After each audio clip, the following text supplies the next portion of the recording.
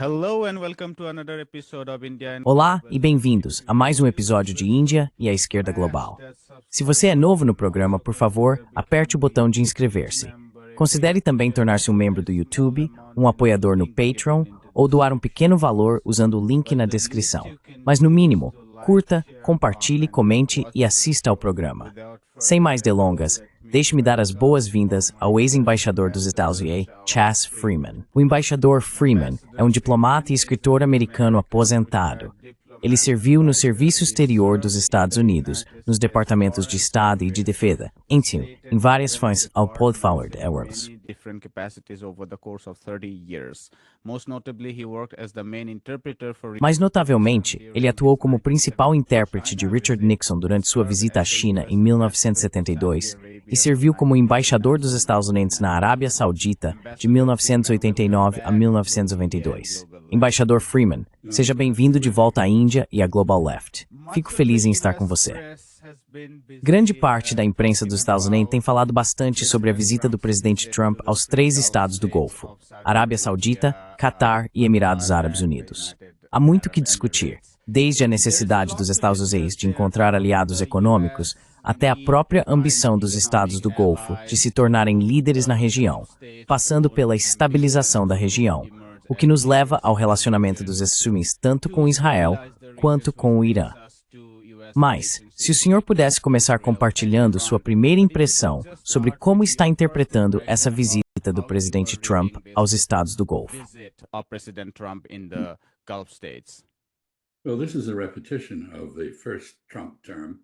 Bem, isso é uma repetição do primeiro mandato de Trump. E os primeiros países estrangeiros que ele visitou também foram no Golfo, Arábia Saudita. E acho que isso se explica pela natureza do Sr. Trump. Ele se interessa por 2 coisas: dinheiro e desenvolvimento imobiliário. Como você deve se lembrar, o famoso assaltante de bancos, Willie Sutton, quando foi capturado pelo FBI, foi questionado sobre por que roubava bancos. Ele disse, é lá que está o dinheiro. E o Golfo é onde está o dinheiro, também onde há muito desenvolvimento imobiliário. Claro, a ironia é que enquanto o Sr. Trump está lá, tendo visitado Riyadh, agora Doha e a base aérea Al Udeid no Catar, ele está a caminho dos Emirados Árabes Unidos.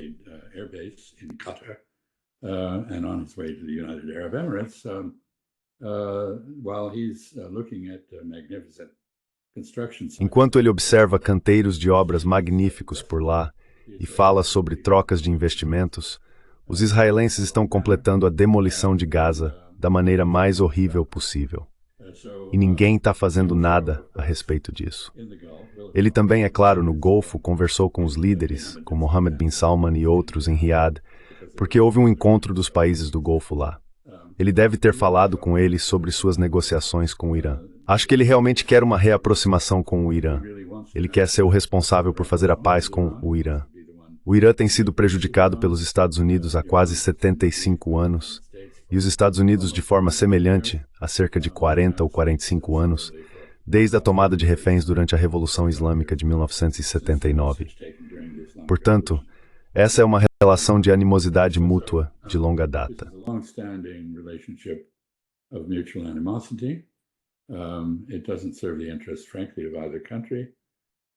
Isso não serve aos interesses, francamente, de nenhum dos 2 países. E as questões têm sido impulsionadas pelo primeiro-ministro de Israel, Sr. Netanyahu, principalmente em torno do programa nuclear iraniano, que ele alega ter como objetivo a construção de uma bomba. Os serviços de inteligência dos Estados Unidos e de Israel dizem que o Irã não tomou tal decisão. No entanto, após o acordo nuclear, que controlava o enriquecimento iraniano e o submetia a rigorosas inspeções, ter sido desfeito pelo Sr. Trump em seu primeiro mandato, o Irã de feito que faz urânio em níveis cada vez mais altos.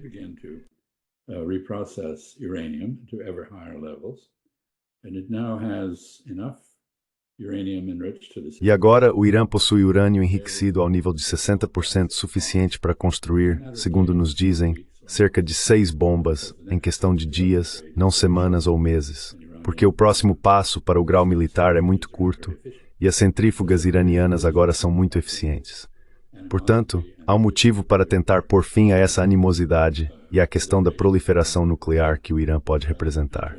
Não mencionado em tudo isso, é claro, está o fato de que Israel desenvolveu um arsenal nuclear clandestino de tamanho considerável e os iranianos se prepararam para a guerra que o primeiro-ministro Netanyahu há muito busca fomentar com os Estados Unidos, colocando seu armamento e seus locais nucleares profundamente subterrâneos, tão profundos que, no julgamento de especialistas militares, não poderiam ser destruídos exceto com um ataque nuclear.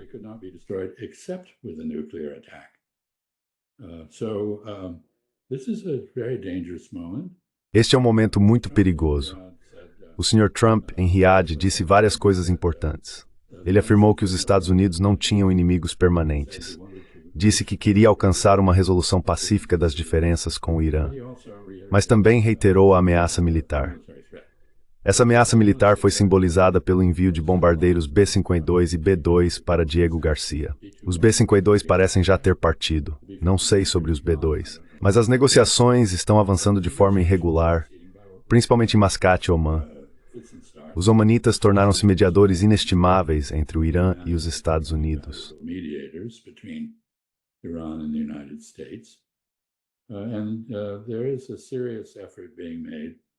E há um esforço sério sendo feito pelo enviado pessoal do Sr. Trump, alguém que não tem status constitucional ou legal, Stephen Witkoff, seu aliado e conselheiro imobiliário, atuando em Nova York para tentar chegar a um acordo. O Sr. Witkoff entrou nessa questão sem qualquer experiência prévia.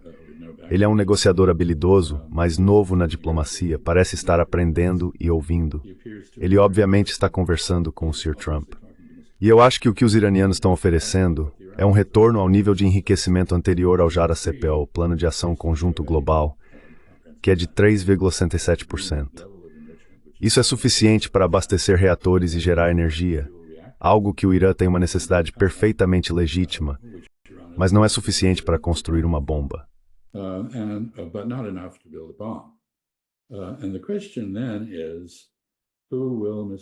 E a questão então é, a quem o Sr. Trump vai ouvir? Porque sua administração está claramente dividida entre os nacionalistas americanos, como o vice-presidente J.D. Vance, e os pró-Israel. E a exigência israelense é bastante extrema. Eles exigem que o Irã elimine todo o enriquecimento, mesmo para fins pacíficos. Exigem que o Irã destrua todos os seus mísseis e se desarme. Exigem que o Irã pare de apoiar a resistência à ampliação de suas fronteiras e à limpeza étnica dos palestinos. E eu não acho que o Irã possa aceitar essas exigências. Mas elas foram apresentadas por Mike Waltz, que acabou de ser demitido do cargo de assessor de segurança nacional.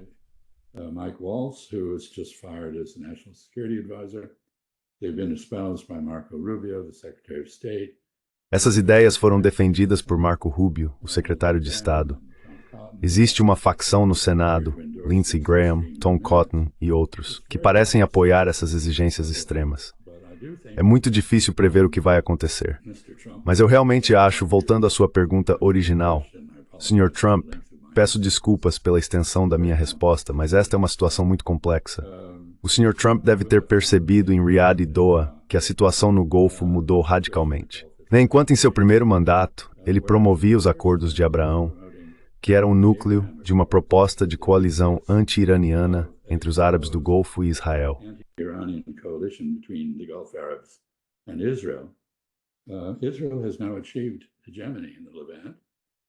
Israel agora alcançou a hegemonia no Levante. E há um movimento incipiente entre os árabes do Golfo e o Irã para formar uma coalizão para equilibrar Israel, ou seja, uma coalizão contra Israel para conter suas ambições territoriais e outras. Portanto, houve uma reaproximação entre a Arábia Saudita e o Irã, que foram inimigos mortais no passado.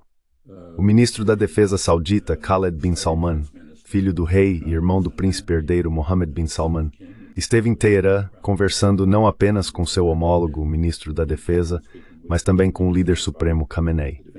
Então as coisas estão em transformação, não são mais como eram.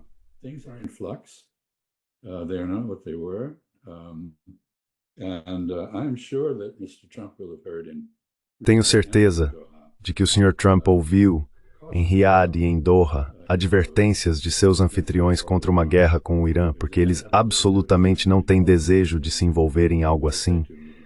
e estão efetivamente dissuadidos pelo anúncio iraniano de que atacariam a Arábia Saudita, o Catar, os Emirados Árabes Unidos ou qualquer outro país do Golfo que auxilie e apoie ações militares americanas contra a República Islâmica. Portanto, esta é uma situação muito complicada. Tudo está em aberto. Não sabemos o que vai acontecer. Muito depende, como eu disse, de se o Sr. Trump será fiel à sua agenda America First ou se ele adotará a agenda Israel First da maioria de seus conselheiros.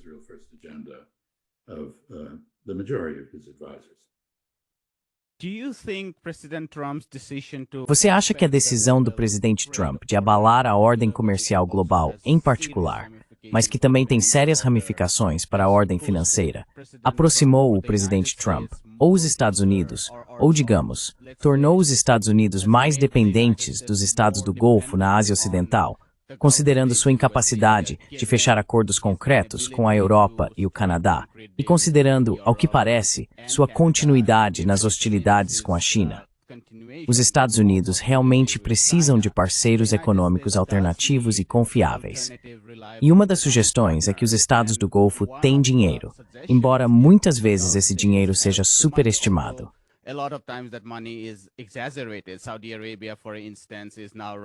A Arábia Saudita, por exemplo, está atualmente operando com déficit. Já tomou empréstimos equivalentes a 30% do seu PIB. E com a queda dos preços do petróleo, não tem muito dinheiro para investir. Por isso, há muitas perguntas da Bloomberg e de outros sobre a promessa de $1 trilhão que eles fizeram sem nos dar nenhum detalhe. Mas também é verdade que existem acordos para a Boeing, por exemplo, no Catar.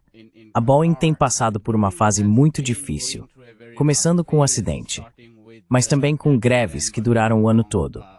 E parece que eles precisam desesperadamente desses acordos, que foram ainda mais prejudicados pelas guerras comerciais.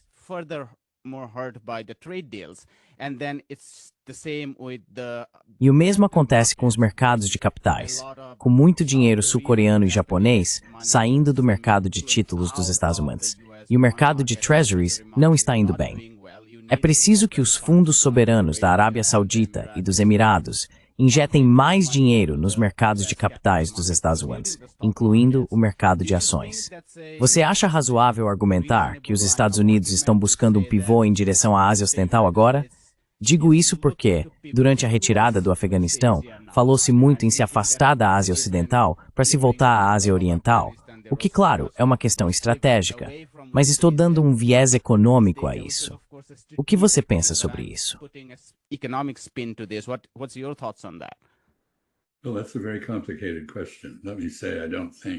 Bem, essa é uma questão muito complicada. Deixe-me dizer, não acho que o impulso para atrair investimentos da Arábia Saudita e de outros seja motivado pela birra ridícula de tarifas que os Estados Unidos têm feito. Podemos falar sobre isso em um minuto. Mas quero dizer que acho que existe uma expectativa, há um certo exagero, por assim dizer, sobre a riqueza do Golfo. É um dos dois lugares onde há capital substancial disponível. O outro é a China. Os Estados Unidos descartaram a China para esse fim, de forma tola, na minha opinião, mas de qualquer forma foi o que fizemos. Então, se você quer sustentar os títulos do Tesouro, se quer ajudar a Boeing a se recuperar de sua própria má gestão e fazer vendas, esse é um lugar lógico para isso.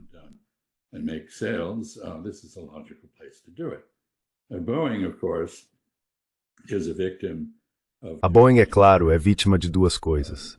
Primeiro, de sua própria transição para uma gestão voltada ao capital financeiro, em vez da cultura de engenharia que prevalecia anteriormente.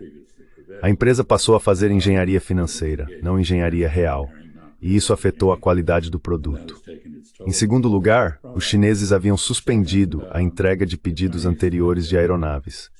Agora, em resposta à revogação das tarifas pelo Sr. Trump, permitiram que as entregas fossem retomadas, mas não estão fazendo novos pedidos. Portanto, sim, isso é muito importante para a Boeing.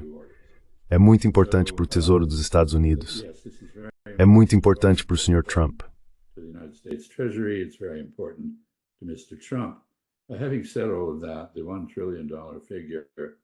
Dito tudo isso, o valor de $1 trilhão é uma miragem. Essas são comuns em desertos, eu sei. E é muito improvável que algo parecido com esse valor se concretize em forma de transações. Isso é uma declaração vaga de intenção, ou talvez nem mesmo intenção, aspiração, ou talvez exagero. Não é um número sério, assim como o número que apareceu no Catar também não é sério. Então temos o problema que você mencionou.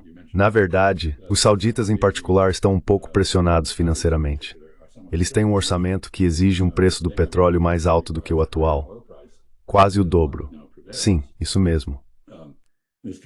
Almost double. Yes, that's right. From De 60 para 103. Eu gostaria dos cálculos da Bloomberg. Rather than 60, which is what the current price is. So, Em vez de 60, que é o preço atual. in fact, curtailing Então, de fato, eles estão reduzindo alguns dos projetos mais extravagantes que haviam iniciado, ou se não estão reduzindo, pelo menos estão adiando. Portanto, isso não é a cornucópia que algumas pessoas em Washington evidentemente imaginam. Outra coisa importante sobre isso, no entanto, é que, como acho que você indicou na primeira parte da sua pergunta, este é um exemplo da crescente importância, autonomia e independência dos estados do Golfo. Esse é um fenômeno que está ocorrendo globalmente à medida que a rivalidade entre grandes potências e a deferência a essas potências, que caracterizavam a era anterior, diminuem. that characterized the previous era attenuate. We see middle-ranking powers, smaller. Vemos potências de médio porte e países menores ganhando liberdade de manobra e diversificando seus relacionamentos. Na América Latina, isso é caracterizado por alguns escritores importantes como não alinhamento ativo, ou seja, um ato ativo de equilíbrio entre países poderosos. E isso está acontecendo no Golfo. Portanto, há uma necessidade de competir aqui. Os Estados Unidos sentem isso em relação a outros países, especialmente a China, Índia, Rússia e alguns países europeus que basicamente deslocaram a hegemonia americana economicamente na região. E por isso esse é o alvo lógico para o Sr. Trump. E como eu disse, ele gosta de dinheiro e gosta de desenvolvimento imobiliário, e é justamente onde essas coisas estão presentes. Things are present. The Gulf states are also increasing Os países do Golfo também estão aumentando seus contatos com russos e chineses. Claro, eles já mantêm uma relação boa e crescente com a Índia há algum tempo. Portanto, não é que estejam colocando todos os ovos na cesta dos Estados Unidos. in the United States. No, they won't.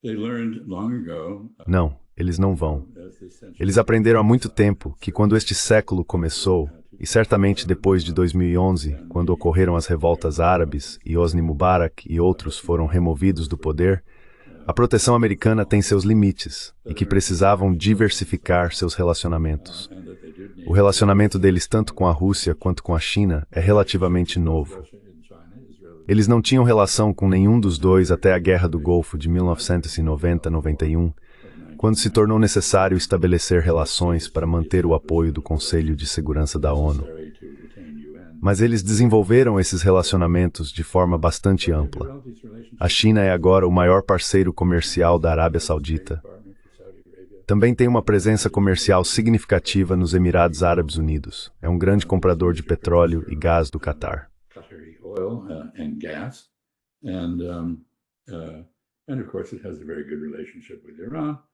and it has. E claro, tem uma relação muito boa com o Irã e aproveitou isso para uma mediação que resultou em uma reaproximação entre Riad e Teherã, a qual me referi. Os russos também, na verdade a União Soviética tinha relações com o reino até a década de 1930, quando foram rompidas.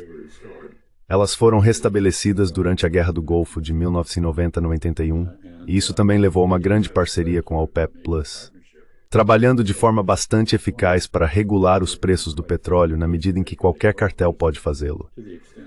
Então você está correto.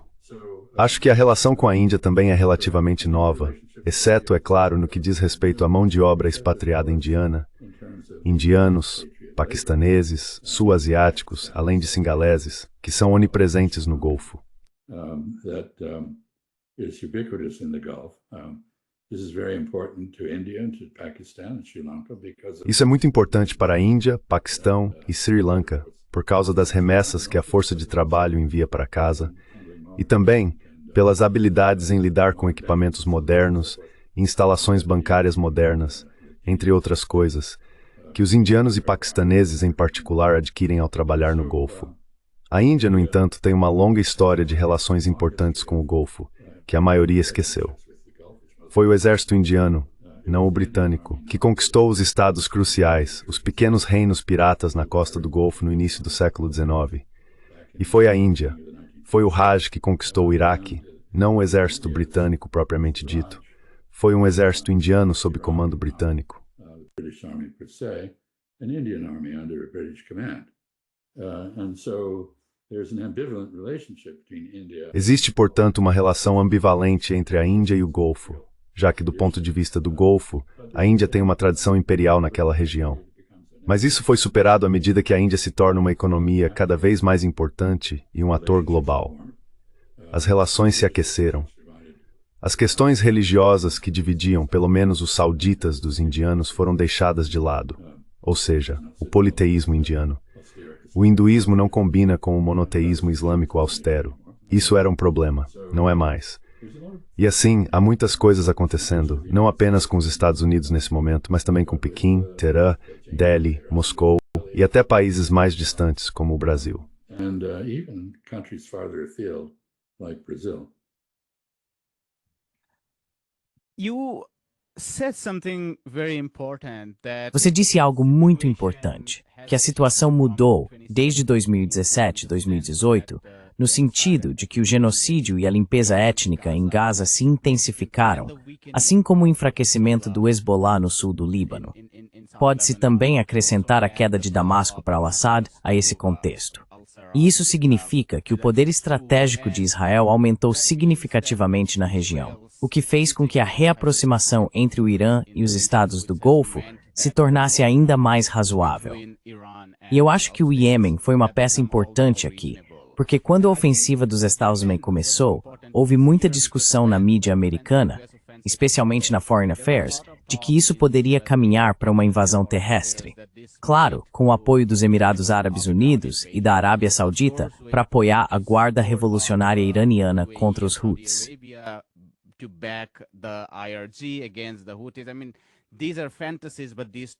Quero dizer, essas são fantasias, mas essas conversas existiram.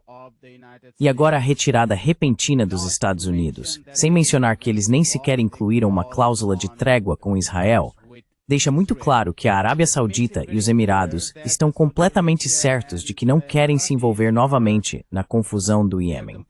Quero dizer, eles teriam preferido a Guarda Revolucionária Iraniana aos iemenitas, mas sabem que não podem fazer muito a respeito. E é melhor simplesmente fechar um acordo com o Irã, o que, na minha opinião, indica que a opção de bombardeio acabou. O esforço muito agressivo de contenção ao Irã acabou. Claro, isso não quer dizer que algum tipo de contenção ao Irã não vá permanecer. Isso com certeza vai continuar existindo. Você pode falar mais sobre essa dinâmica que está evoluindo, mas que também é muito incerta. There are very important trends at work here. Existem tendências muito importantes em jogo aqui. Deixe-me começar com a Síria, onde o presidente Trump removeu as sanções e apertou a mão de Assad, que é um homem com um passado horrível, mas é o que temos na Síria. Acho que isso é um exemplo do realismo trumpista. Mas o fato de Israel ter devastado a Síria e basicamente privado o país de soberania efetiva e de qualquer defesa contra transgressões israelenses, dá ao Irã e à Arábia Saudita um interesse comum em reconstruir a Síria, reconstituí-la, talvez até trabalhando com os turcos, que são uma força importante na Síria e que estão em confronto com Israel, para garantir o ressurgimento de uma Síria independente e soberana. Em opinião, a Síria fragmentada que o Israel sempre soou. Portanto, isso é importante. So this is important. Similarly, we see the Turks apparently will. Da mesma forma, vemos os turcos aparentemente dispostos a ajudar o Hezbollah, apesar do fato de que é xiita e estava alinhado com o Irã, enquanto a Turquia é firmemente sunita. Assim, diferenças ideológicas estão sendo superadas por razões de Estado que se aplicam aos desdobramentos geopolíticos. Sobre a questão do Iêmen, permita-me fazer algumas observações.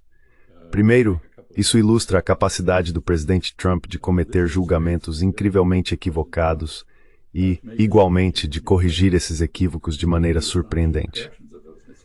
porque ao encerrar o bombardeio brutal do Iêmen, o que na minha opinião não trouxe nenhum benefício internacional ou reputacional para os Estados Unidos, muito pelo contrário, ele apenas evidenciou a coragem e a determinação dos iemenitas em fazer o que a Convenção do Genocídio exige de todos os países, ou seja, se opor ao genocídio.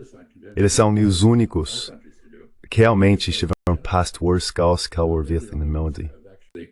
Been willing to put their lives on the line to do that. Mr. Trump praised them for their resolve and. O Sr. Trump os elogiou por sua determinação e firmeza.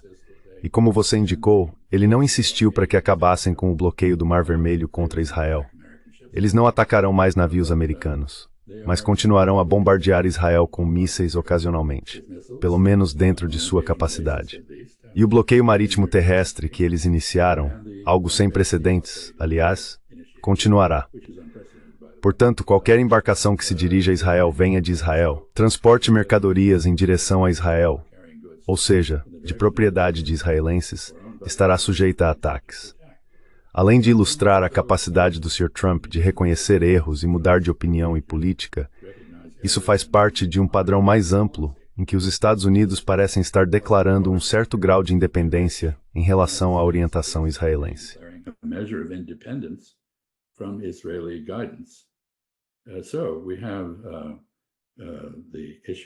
Então temos a questão da Síria, que mencionei, indo contra o desejo do governo israelense de uma Síria fragmentada e prostrada. Aparentemente o Sr. Trump quer ver a Síria reconstituída e reconstruída.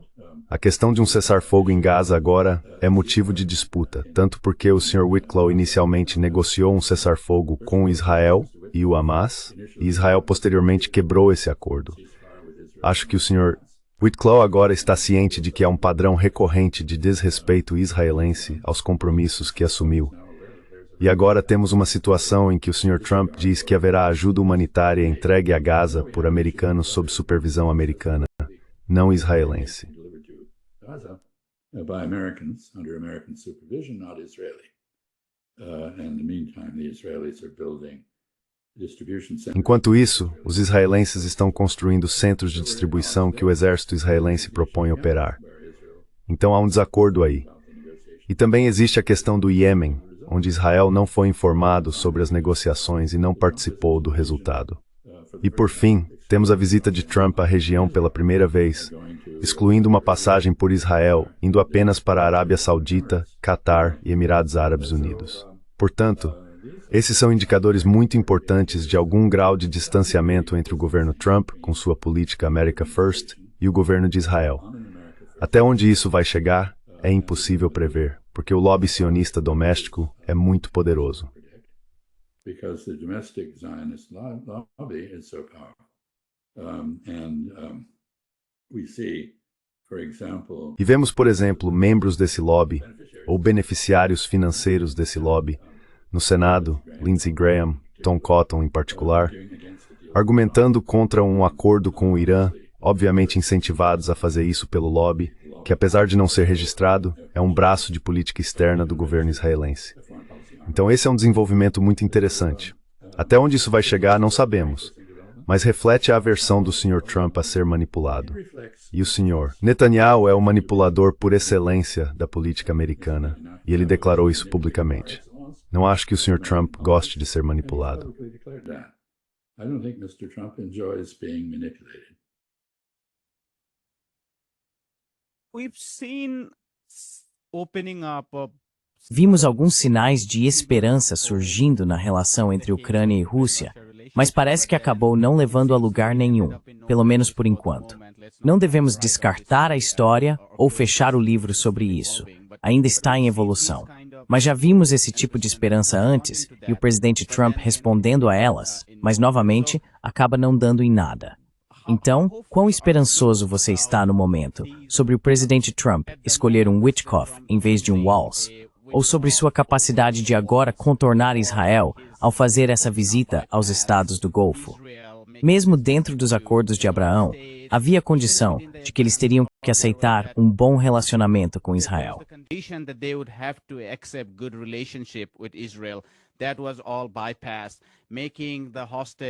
Tudo isso foi contornado, fazendo o acordo de reféns diretamente, porque 2 meses antes eles se recusaram a fazer isso, pensando em cerca de 2 dúzias de reféns israelenses que seriam negativamente afetados se os Estados Unidos avançassem diretamente com o Hamas nesse acordo, e como no Iêmen, fazendo o acordo diretamente. Quão esperançoso você está? Você realmente acha que o lobby sionista e também aqueles dentro do governo Trump, os Marco Rubios que restaram, mesmo que o Walz possa ser deixado de lado, podemos imaginar que isso possa levar a algo para os palestinos no terreno? Embora seja verdade que isso mudou as relações geopolíticas entre os estados, isso levaria a algo substancial para os palestinos no terreno?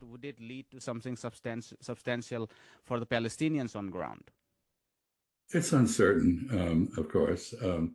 I would say É incerto, claro. Mr. Witkoff's encounter Eu diria que o encontro do Sr. Witkoff com o governo israelense o deixou bastante desgostoso em relação a ele. Quero dizer, ele declarou publicamente que o governo escolheu a expansão territorial e a guerra em vez da libertação dos reféns.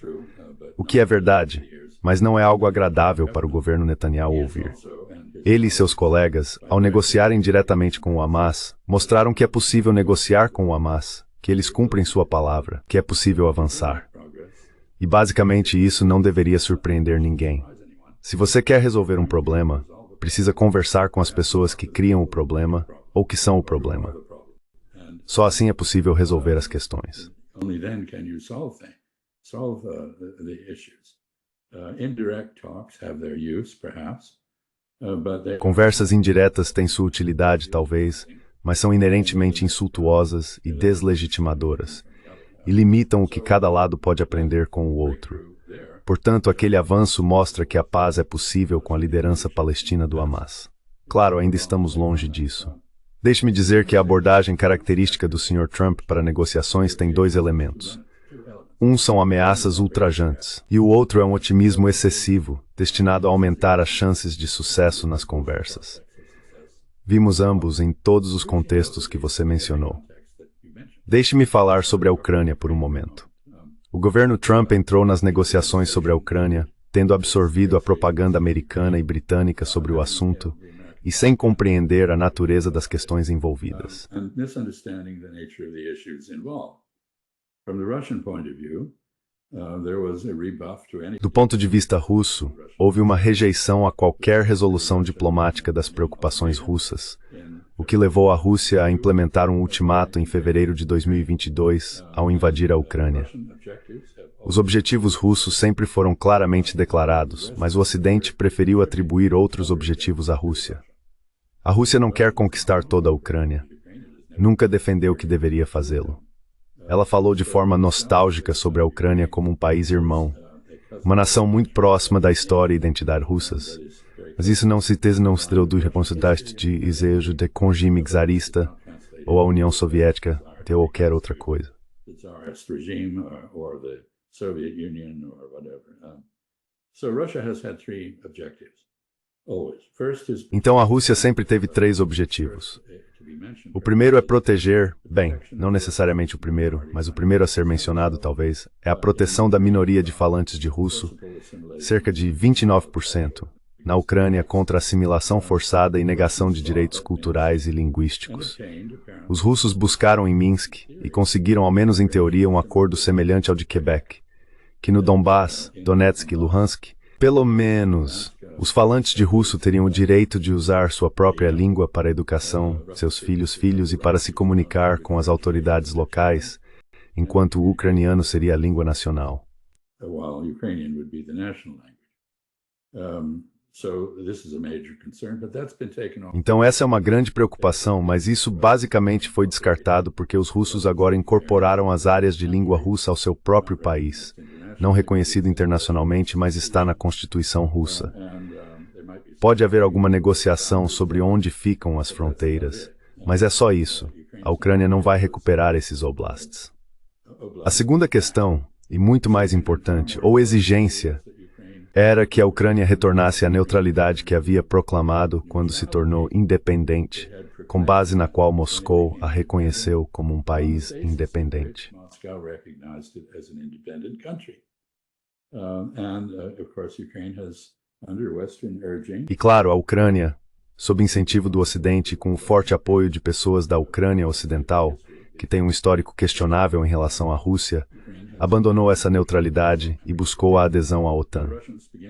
Os russos, começando em 1994 sob Boris Yeltsin e continuando sob Vladimir Putin, e mais notavelmente na Conferência de Segurança de Munique de 2007, deixaram muito claro que, se a Ucrânia fosse incorporada à OTAN, e essa aliança estrangeira hostil à Rússia armasse a Ucrânia contra a Rússia, os russos responderiam militarmente. Eles, na verdade, já haviam demonstrado isso antes com a Geórgia, o que precedeu o golpe de 2022. and the 2022 invasion. And the final issue is the broad issue of security in Europe and whether E a questão final é a ampla questão da segurança na Europa. E se existe uma arquitetura de segurança que possa tranquilizar a Rússia quanto ao perigo de um ataque da OTAN. Não é uma ameaça vazia, se você olhar para Kosovo sob a ótica russa, e da mesma forma tranquilizar os europeus ocidentais, membros da OTAN, quanto ao risco de um ataque da Rússia que eles temem. Então essas são as três demandas: direitos das minorias na Ucrânia ou agora na Rússia. A questão da neutralidade da Ucrânia, talvez baseada no Tratado de Estado Austríaco de 1955, oferecendo proteções para minorias linguísticas como os 150 mil húngaros que vivem lá, ou os romenos, ou os búlgaros, ou os poloneses, que são todos minorias dentro da Ucrânia. E, por fim, uma discussão mais ampla sobre a arquitetura de segurança europeia. Portanto, o problema é que a Europa, os membros europeus da OTAN, não apresentaram nenhuma proposta de paz. members of NATO have produced no proposal for peace. The only proposals they have produced are military. And the war As únicas propostas que eles apresentaram são militares, e a guerra foi perdida. Eles foram a Kiev recentemente e emitiram um ultimato à Rússia. Agora, como o lado que perdeu a guerra pode emitir um ultimato? Sabe, isso simplesmente não é prático, independentemente da justificativa moral que possa haver. Então, o que temos agora é uma situação bastante complicada. O governo Trump está aprendendo que sua visão para uma negociação com a Rússia precisa ser ajustada e corrigida. Eles perceberam que parte do problema é Zelensky e sua recusa em conversar com a Rússia. E acabamos de ver uma ação de marketing do Sr. Zelensky propondo que ele mesmo vá se encontrar com Vladimir Putin em Istambul. Mas não é assim que negociações sobre questões complexas acontecem. A cúpula é onde os acordos são ratificados. The summit is where agreements are ratified. It is not where they are designed. And so, Não é onde elas são elaboradas. E agora temos negociações ou essas discussões ocorrendo entre ucranianos e russos em Istambul, em um nível inferior. E isso é totalmente apropriado. O que não está claro agora é se essas discussões em nível inferior podem alcançar o progresso necessário para retornar a algo como o acordo de princípio de março de 2022 em Istambul entre Ucrânia e Rússia, pelo qual a Ucrânia desistiu de ingressar na OTAN, proclamou neutralidade e disse que declararia neutralidade. Os acordos de Minsk teriam sido restabelecidos. A questão de uma discussão mais ampla sobre segurança na Europa não foi abordada, mas estava implícita. security in Europe was not addressed, but was implicit. So, can we get back to that? Então, podemos voltar a isso? Há mais de 1 milhão de pessoas mortas que foram sacrificadas por causa da relutância do Ocidente, basicamente, em permitir que esse acordo avançasse. Agreement to proceed. Podemos agora ressuscitar algo parecido? Houve mudanças. A Rússia não vai abrir mão dos territórios que tomou, então os acordos de Minsk estão obsoletos. Mas o restante ainda é uma questão. The rest of it is Podemos chegar a algum entendimento sobre isso? Esse não será um processo fácil ou rápido. As éticas em um dia em 24 horas sempre foi absurda. Teremos sorte em nos resolvê-la em um ano. we would be lucky to solve it in a year. And in the meantime, I should add, there will be no ceasefire. Enquanto isso, devo acrescentar, não haverá cessar-fogo. E os russos estão avançando. Se não houver um acordo, a Ucrânia corre o risco de perder não apenas o restante dos 4 oblasts, ou os 3 oblasts que a Rússia ainda não ocupa completamente atualmente, ou seja, Donetsk, Kherson e Zaporizhia, mas também talvez Odessa e toda a costa do Mar Negro. Portanto, as apostas são muito altas. E acredito que o desejo do Sr. Trump de salvar a Ucrânia da destruição e de salvar vidas é totalmente correto. O que resta saber é se as pessoas que ele nomeou e empoderou conseguirão realmente produzir tal acordo.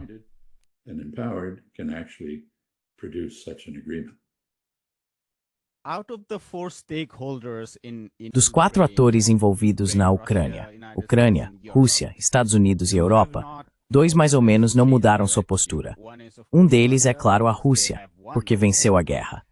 Os Estados Unidos e a Ucrânia mudaram suas posições. Os Estados Unidos mudaram significativamente sua posição de Biden para Trump. Zelensky, que antes estava completamente descontrolado, agora está dizendo que está até disposto, está animado ou desesperado, digamos assim, para se encontrar com o presidente Putin. E na verdade ele não gostou que o presidente Putin não tenha ido a Istambul. Na verdade, em vez disso, ele enviou funcionários de baixo escalão, como você disse. Mas vamos supor que ele tenha demonstrado otimismo em relação a um possível cessar-fogo, começando por um cessar-fogo. E só para argumentar, se dissermos isso, acho que a neutralidade ucraniana agora é muito mais uma realidade.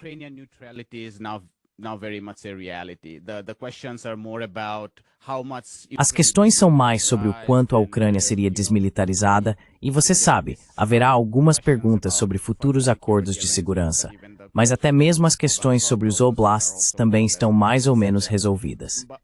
Mas minha pergunta para você é, se a Ucrânia conseguir avançar nessas negociações com a Rússia, tenho quase certeza de que os Estados Unidos rapidamente endossariam, dado o desconforto do presidente Trump com o acordo, e a Rússia aceitaria. A incapacidade da Europa de se adaptar à nova realidade em campo, já que ainda estão falando em ampliar a OTAN, apoiar militarmente a Ucrânia e assim por diante, isso realmente importa caso Ucrânia, Estados Unidos e Rússia consigam chegar a um acordo?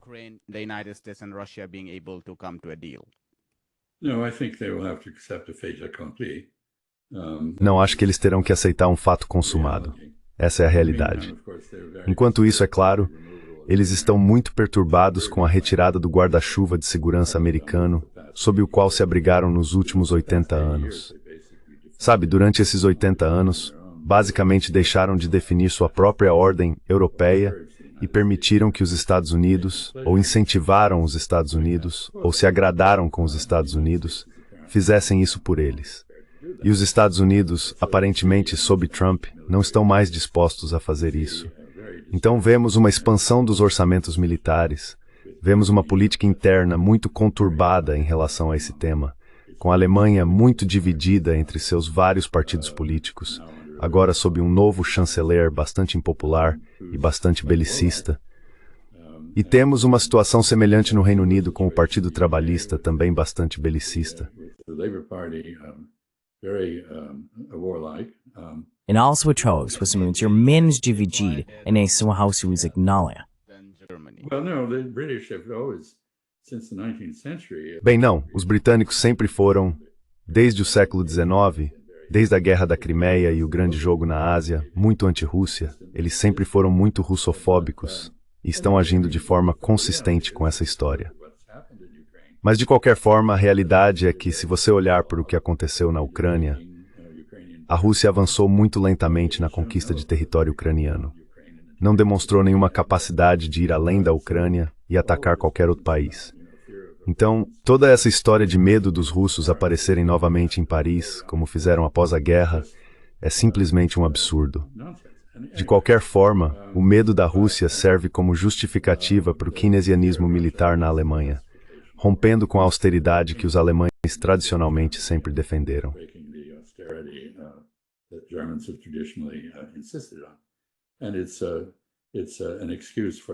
E é uma desculpa para os esforços franceses de reafirmar a liderança da França na Europa.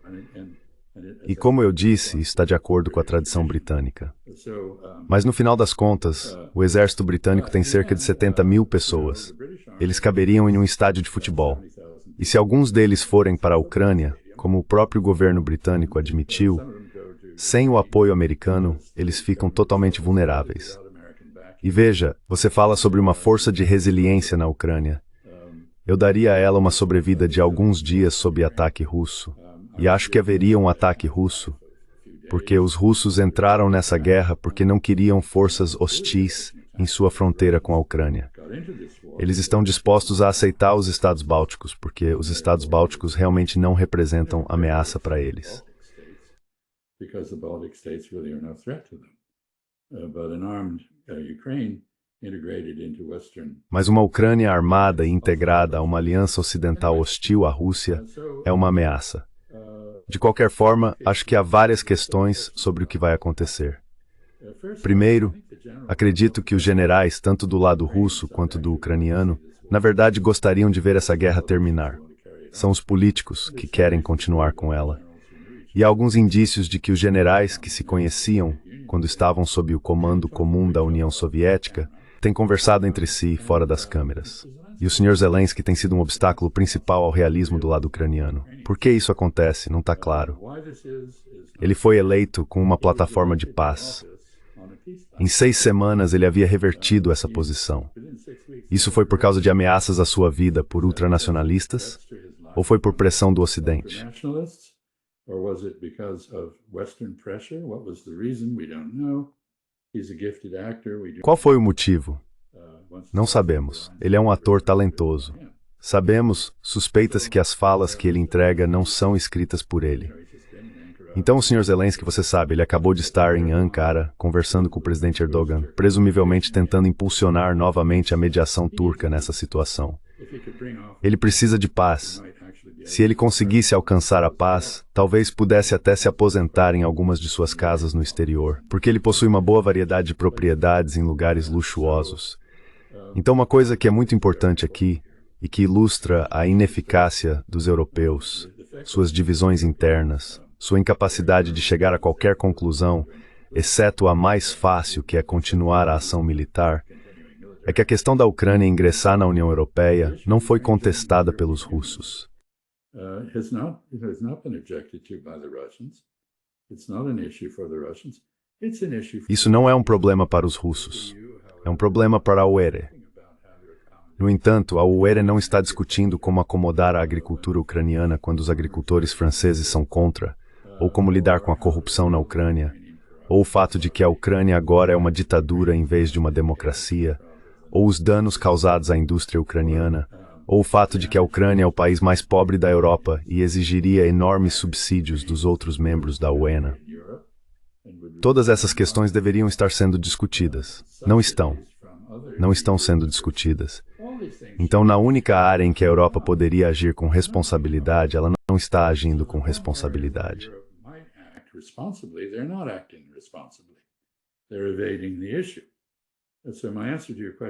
Eles estão fugindo da questão. Então, minha resposta à sua pergunta é sim. Os russos sempre acharam que a chave para resolver essa questão não estava em Bruxelas, mas em Washington e em menor grau em Kiev.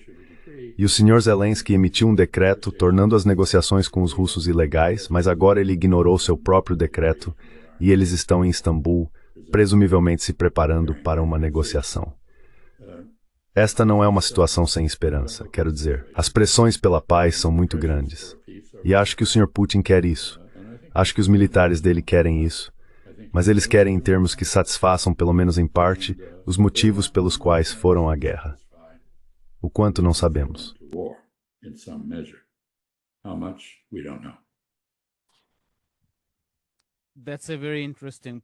Esse é um ponto muito interessante, que a Ucrânia pode ser um peso para a União Europeia se entrar. Portanto, não é algo garantido. Às vezes é isso que a OTAN faz parecer, mas são os europeus.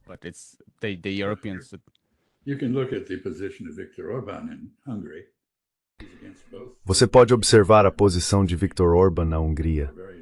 Ele é contra a adesão da Ucrânia à União Europeia por vários motivos, incluindo, acredito eu, principalmente a privação dos ucranianos húngaros do direito de usar sua própria língua, da mesma forma que os falantes de russo foram privados desse direito. Mas ele também está muito ciente de que uma Europa dividida entre a Rússia e outro bloco é uma Europa que não pode ter paz e estabilidade, e que a Rússia, como uma grande potência europeia, precisa fazer parte da equação. Ela precisa estar nos conselhos que mantêm a paz na Europa. E a Ucrânia, como obstáculo a isso, está em desvantagem em Budapeste. Portanto, acho que os europeus precisam acordar e perceber que é muito provável que sejam ultrapassados. Eles deveriam querer ser consultados e não serão consultados se não tiverem nada útil a dizer.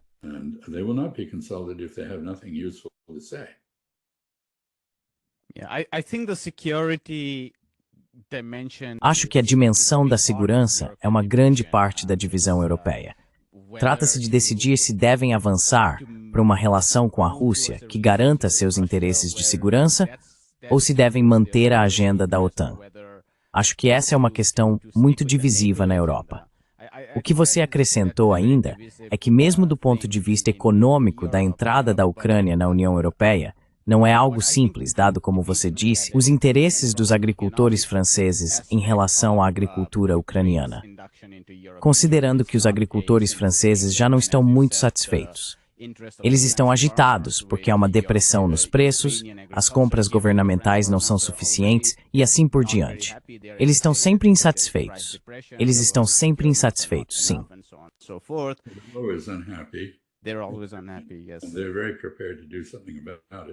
Eles estão muito preparados para fazer algo a respeito. Quero destacar um ponto importante sobre segurança. A Ucrânia não precisa de uma garantia de segurança contra uma invasão da OTAN. Ela precisa de uma garantia de segurança da Rússia contra ações russas contra ela. E a forma de conseguir isso é por meio da neutralidade e de um acordo mais amplo na Europa, no qual a Rússia tenha incentivos para deixar a Ucrânia em paz e permitir que ela se desenvolva à sua maneira. E a posição russa, pelo menos formalmente, é que eles estão bastante dispostos a fazer isso.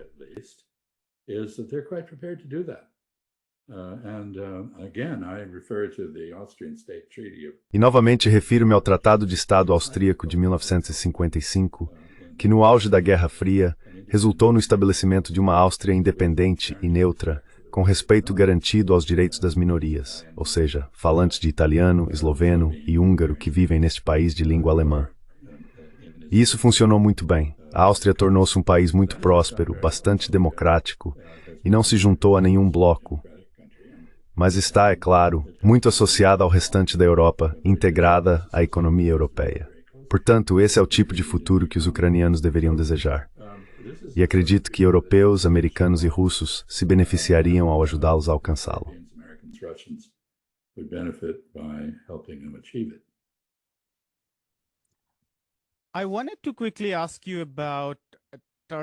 Queria te perguntar rapidamente sobre as ambições da Turquia na Ásia Ocidental, porque me parece que com a mudança de regime na Síria, as ambições da Turquia na região aumentaram significativamente, já que eles são o principal patrono do governo de Ahmad al-Sarraj na Síria. Então, o que estamos vendo na prática são três grandes atores: o Irã, os Estados do Golfo coletivamente e agora a Turquia nessa equação.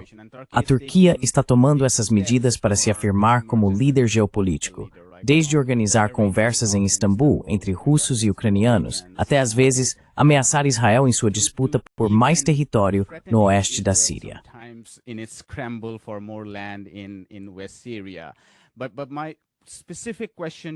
Mas a minha pergunta específica para você é: como você acha que seriam as dinâmicas entre os Estados do Golfo, por um lado, e a Turquia, por outro, na Ásia Ocidental? E eu acho que a Síria é uma peça importante aí, porque ao longo da Guerra Civil, não foi só a Turquia.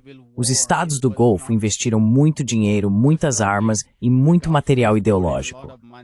Quero dizer, parte desse material ideológico pode ser menos relevante agora, já que o príncipe Salman parece estar menos inclinado a esse caminho, mas isso sempre fez parte do projeto. Então, fico pensando em como a Síria seria forçada a equilibrar esses elementos. Mas especificamente sobre a Turquia e os Estados do Golfo, quais são seus pensamentos sobre isso?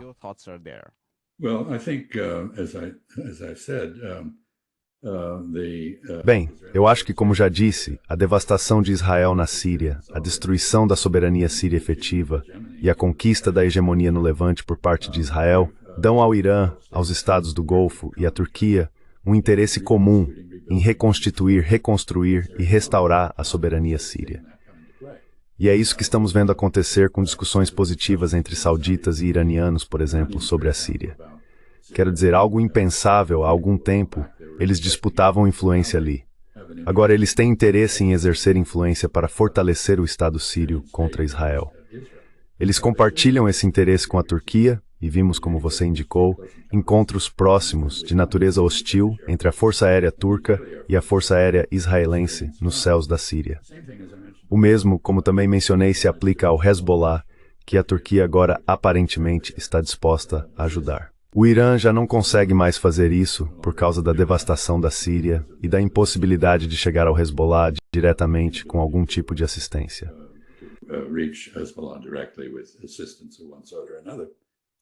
Além disso, strength de within uma acordo importância.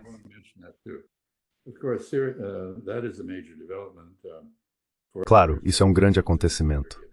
Cerca de 40 anos de insurgência na Turquia aparentemente chegaram ao fim com a libertação de Abdullah Öcalan e a dissolução de seu partido na Turquia. Existe um processo em andamento no nordeste da Síria pelo qual o grupo curdo local está sendo integrado à Síria com o apoio da Turquia.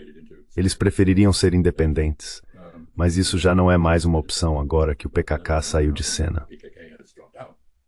Então vemos uma Turquia, não uma hegemonia, mas uma espécie de orientação para a reconstrução política da Síria, em andamento. E tudo isso é realmente bastante interessante e ilustra um ponto. Israel, depois de seja lá quantos anos, 78 anos, creio eu, de existência, 77, ainda não fez amigos na região.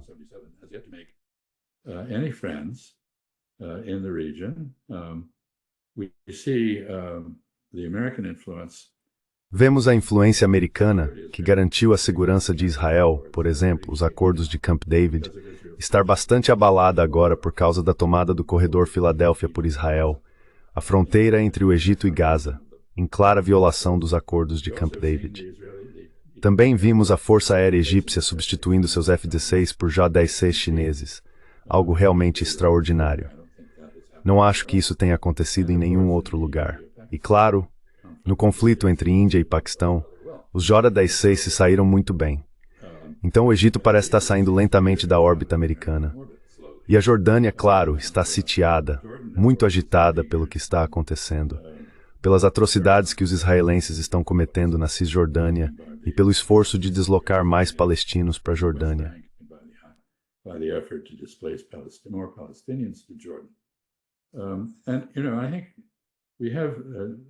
E eu acho que temos uma observação final sobre a situação em Israel. Há duas coisas acontecendo. Uma é que Israel está se desintegrando internamente. As famílias dos reféns estão em conflito com o governo, o aparato de inteligência está em desacordo com o primeiro-ministro, os militares estão em conflito com o gabinete e a comunidade empresarial foi dizimada por falências. Os soldados estão fatigados e desmoralizados, sofrendo de transtorno de estresse pós-traumático e se recusando a se apresentar quando convocados. Sabe, agora só cerca de 40% dos reservistas atendem à convocação em Israel. Também há uma imigração em massa. Não está claro o quão permanente isso é.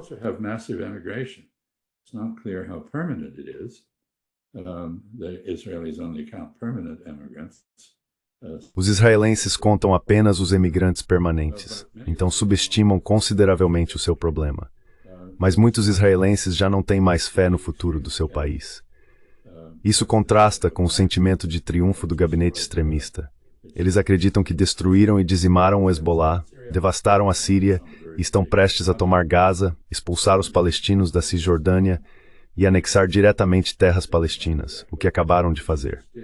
Quero dizer, eles estão agindo em total desafio à comunidade internacional inteira, inclusive Washington. Então há um descompasso. E existem dúvidas sobre se Israel seguirá o exemplo dos dois reinos cristãos da Idade Média, que duraram cerca de 80 anos, e depois evaporaram quando perderam o apoio estrangeiro que era essencial para sua existência contínua.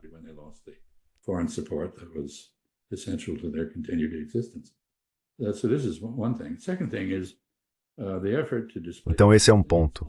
O segundo ponto é que o esforço para deslocar os palestinos continua.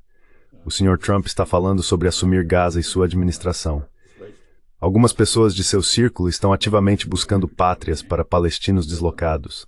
Lugares encantadores como Guiné Equatorial, Angola, Somaliland, Ruanda, Líbia. Esses são destinos bastante absurdos para os palestinos.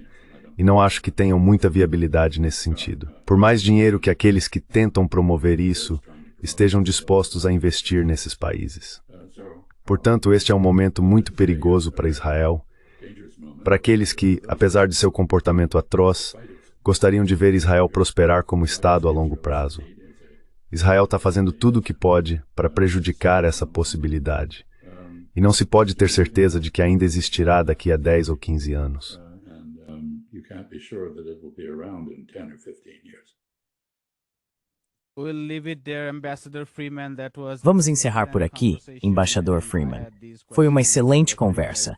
Eu tinha essas perguntas e foi muito esclarecedor para mim e tenho certeza de que nossos espectadores também vão apreciar. Muito obrigado. Olá, meu nome é Ayushman. Eu junto com Jyothishman criamos esta plataforma. Nos últimos 2 anos, tentamos produzir conteúdo para as forças de esquerda e progressistas. Já entrevistamos economistas, historiadores, comentaristas políticos e ativistas até agora. Se você gostou do nosso conteúdo e quer que a gente construa um arquivo para a esquerda, tenho 2 pedidos para você. Por favor, considere fazer uma doação para a causa. O link está na descrição abaixo. E se não puder, não se sinta mal. Você sempre pode curtir nossos vídeos e compartilhá-los com seus camaradas. Por fim, não se esqueça de se inscrever no canal. Don't forget to hit the subscribe button.